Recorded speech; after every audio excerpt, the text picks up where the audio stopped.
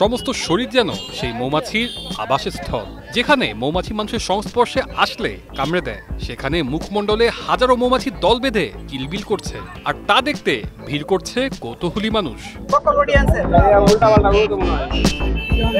এমনই এক বিরল ঘটনার জন্ম দিয়েছেন নেত্রকোনা সদর উপজেলার 40 ইউনিয়নের বাসিন্দা আবু হানিফ। তিনি জানান 2001 সালে 8ম শ্রেণীতে পড়ার সময় তিনি মৌমাছি পালন শুরু করেন। তখনকার সময়ে তিনি মাসে 10,000 টাকা আয় করতেন। মৌমাছি চাষ আমার শখের বশতে ছিল 2001-এ। পর্যায়ক্রমে আমি সেটা আসলে শখ থেকে বাণিজ্যিকভাবে কাজ করতে শুরু করি এবং 2001 থেকে এই মৌমাছি চাষের সঙ্গে যুক্ত।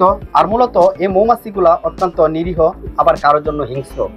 আর 2001 থেকে আমি এর সঙ্গে অভ্যস্ত আছি বিদায় মৌমাছি আমার উপর কখনো আক্রমণাত্মক হয় না। ধীরে ধীরে তিনি মৌমাছির অভ্যাস রপ্ত করে তাদের বন্ধুতে পরিণত হন। এক পর্যায়ে 2020 সাল থেকে রানী মৌমাছিকে তার শরীরে এনে রেখে দিলেই মৌমাছি এসে ভিড় জমায় তার শরীরে।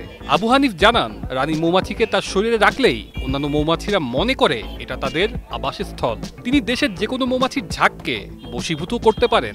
আপনি এর সঙ্গে যত সফটলি হ্যান্ডেলিং করবেন, যত সফট আচরণ করবেন, ও আপনার উপরে আক্রমণাত্মক হবে না। আপনি এর মুভমেন্ট বুঝতে হবে, ও আসলে কি করতে চাচ্ছে বা কখন আপনার উপরে হিংস্রতা আচরণ করতে পারে, সেই জিনিসটা আগে জেনে বুঝে আপনি করবেন, তাহলে নিঃসন্দেহে আপনার উপরে সেটা চড়া হবে না। বেকার যুবকদের মৌমাছি চাষে উদ্বুদ্ধ করে স্বাবলম্বী করতেই শরীরে মৌমাছি নিয়ে ঘুরে বেড়ান বলে জানান আবু হানিফ। আর মৌমাছি চাষ করতে গেলে তা আপনার আর্থিকভাবে তেমন কোনো কিছু ইনভেস্ট করতে হয় না, এবং এখান থেকে আপনি প্রতি সপ্তাহে একটা মৌচাক থেকে 2 কেজি মধু সংগ্রহ করা সম্ভব, যার বর্তমান বাজার মূল্য 2 থেকে 3,000 টাকা।